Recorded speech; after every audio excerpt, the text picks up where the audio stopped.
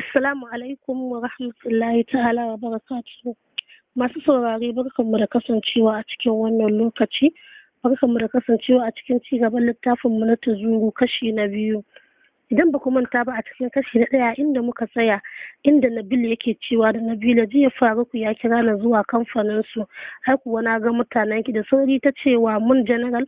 Dariya ya sheke da ita har da rike ciki, ita kuwa ta ji haushi ta kai masa duka, ture ta yi ta faɗi, ai kuwa ta taso ta jirke sa, shi ma da ya ji haushi shirara mata mari, filas ɗin da ta ci abinci ta buga masa, ta yi waje a guje tana ihu tana kiran sunan momi, idan ta duk sun rufe saboda hawayen da suke zuba jigib, ta ji ta gabji wani katon abu, ta yi tangal-tangal za ta faɗi kuma ta ji an taro ta. A nan muka tsaya a cikin littafi na ɗaya, insha Allah za mu ci gaba a cikin littafi na biyu. Ya salam, Walid ya furta jin dukiyar fulanin ta bisa faffaɗan kirjinsa, kuma alamu sun nuna bata saka bra ba, ta yadda har ya ji taushinsu sun shiga kirjinsa sun ratsa bargonsa. Cikin yanayin gudu da tsoro ta ɗan buɗe idanuwanta sai ta ga kakin soja kawai sai ta kara shigewa jikinsa tana cewa ya Faruk ka cece ni wallahi duka na zai yi, ta faɗa tare da fashewa da kuka saboda zafin marin har yanzu bai sake ta ba. Inna lillahi wa inna ilaihi raji'un kawai Walid ke maimaitawa a zuci, duk ta rukunkume su hakan ya saka masa kasalar da ya kasa da kuma komai balle yayi kokarin cire ta daga jikinsa.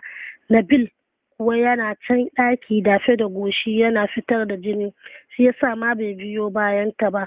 Wani irin finciko ta Faruku yayi daga jikin Walid yana cewa ke baki da hankali, general din ne kika takume haka. Jin muryar Faruku yana ambaton general yasa kukan ta tsayawa cak tana mai waro ido. Kallo ɗaya Walid yayi mata ya ɗauke kai yana mai shiga falo. Dama can Faruku ya ce ya wuce kafin ya shaida wa momi zuwansu. Wacce take ɗakin Abba tana gyara, tunda ya shigo idon su ya sauka kan ɗigo-ɗigon jinin da ya zuba a ƙasa, ya ji ransa ya ɓaci matuƙa. Allurar soja ta motsa, a nan take ya gane da Nabila ce ta fasa mashi kai. Karasawa ya yi gun Nabil wanda abu yake duke dafe da gun da jini ke zuba, da hannu wani tishu mai ɗan tsayi Walid ya fiddo ya ɗauko ya ɗaure mashi. Nabila, Walid ya furta a wata iriyar murya wacce hatta Faruk sai da ya dago ya kalle sa. Jiki na kirma Nabila ta koma bayan Faruk ta laɓe. Dama shigowar su kenan. Wani kallo ya yi wa Faruk wanda ya sa shi saurin janyewa. Nabila ta bayyana sai kirma take da tsoro. Ki goge wannan jinin sannan ki zo, ina neman ki, Walid ya faɗa cikin ba da umarni yana sake take fuska. Sumi Nabila ta ɗauko bokiti da ƙaramin towel ta jika shi da ruwa ta goge kun da kyau, sannan ta je kusa da Walid wanda ya hakimce bisa kujera suna gaisawa da momi cike da girmamawa. Lafiya kika zo kika yi wa mutane tsaye? Akai cewar momi tana kallon Nabila. Da ido ta yi wa momi nuni da Walid. Menene ke baki iya gaisuwa bane? Baki ta dan zumburo sai kuma ta yi saurin maida shi ganin irin kallon da ya watsa mata. Ina wuni, ta furta baki na rawa kamar da kai yayi gefe yana mai ɗaukar spoon ya saka cikin dambun da Faruk ya aza mashi bisa kujera. Koma can ki kama kunnuwa ko kuma ki sallan kwaɗo, ya faɗa murya a dake yana kai lomar farko a baki. Kallon momi Nabila ta yi a maraice sai kawai momi ta miƙe ta fita ma. Faruk kuwa cikin zuciyarsa yake dariya yana kuma jin salon ogan nasa na burge sa, dan shi a ko ina soja ne, in an yi ba daidai ba dole ya zartar da hukunci. Nabila na matsar kwalla ta kama hannu ta kama kunnuwanta ta fara sama da kasa, duk in ta tashi ma'ana ta duka dole ta tashi sai ta kalli Walid wanda ke cin dambun shi hankali kwance, lokaci zuwa lokaci kuma yana kallon TV. Ruwa masu sanyi ya sha ya yi gyatsa tare da miƙe kafa ya ɗan kishingiɗa jikin salon yana mai lumshe ido kamar mai barci.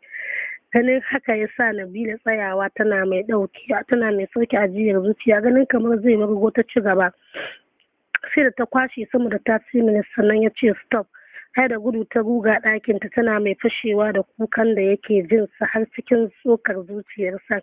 Tashi ya zaune yana duba agogon hannunsa kafin ya miƙe ya fita. Faruk na take masa baya. Bakin kofa ya tsaya ɗan guntun murmushi kan fuskarsa. Ya ce momi zan wuce dambu ya yi daɗi sosai, na gode, sai kuma in mun dawo wani lokaci. Ya da maganar yana ɗan sosa bayan ƙeya. Momi ta ce tun da kun ki tsayar da matan aure ai dole ku rinka santin girkin mu. Yanzu ina hularka? Sauran shafa kai ya ce la momi kin ga fa na manta sam. Faruk na dariya ya koma ciki ya ɗauko masu, suka yi wa momi sallama suka fice gida. Gida ya ajiye Walid yayin da Faruk ya wuce kamfani. Yana shiga duk suka tsaya da daga dariyar da suke yi. Sai anti Jamila ce babba yayarsu don ita ce babba, sannan Nafisa wacce ke aure ma shi, sai Walid wanda shi kadai ne namiji, sai Aisha da kuma auta Amal.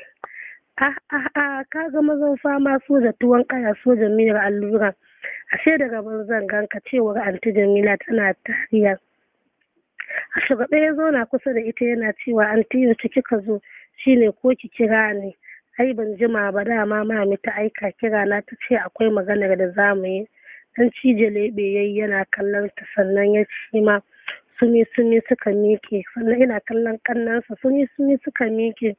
Kallon ta yayi da kyau ya ce maganar me? Jikin Jamila a sanya ta ce aure mana Walid, ka kai matsayin da ba sai an ce maka ka aje iyali ba. Yanzu fa shekarunka kusan 40 amma ba ka da niyyar aure. Wai ko ba lafiya ne? Ta wutsiyar ido yake kallon yayar tasa, tunda ta ambaci kalmar ba lafiya ya ji kunya ta kama shi. A nan take kuma moments ɗin da Nabila ta faɗa jikinsa ya faɗo masa a rai. Da sauri ya kawar da tunanin, jin kamar yanayinsa zai canza. Tambayar ka fa nake, cewar Jamila ta sake faɗa. Ya matsa fuska ya ce kawai lokaci ne bai yi ba, ku ƙara haƙuri kaɗan. Yana gama faɗar haka ya miƙe ya nufi step ya haye sama. Makalan rigarsa ya cire, sannan ya cire wandar tenu ɗinsa ya bar gajere. Toilet ya shiga ya sakar wa kanshi shawa. Yanayin surar ta yadda kirjinta ke motsawa a duk lokacin da ta duka za ta miƙe, yadda idonta suke nuna alamar tsoro da yadda take shugaba duk suka faɗo masa a rai. Huci ya sauke yana samun wata reaction wacce kusan kullum yana yawan shiga halin sha'awa, sai dai na yanzu ya bambanta da har wani zir yake ji wani abu na yi mashi yana mashi yawo a cikin mazantakarsa. Masu saurare bari mu dakata a yau a nan, kasancewar ba na ganin wani subscribers, ban ganin wani yabawa da kuke da sauraron labarin. Idan na ga canji sai na ci gaba.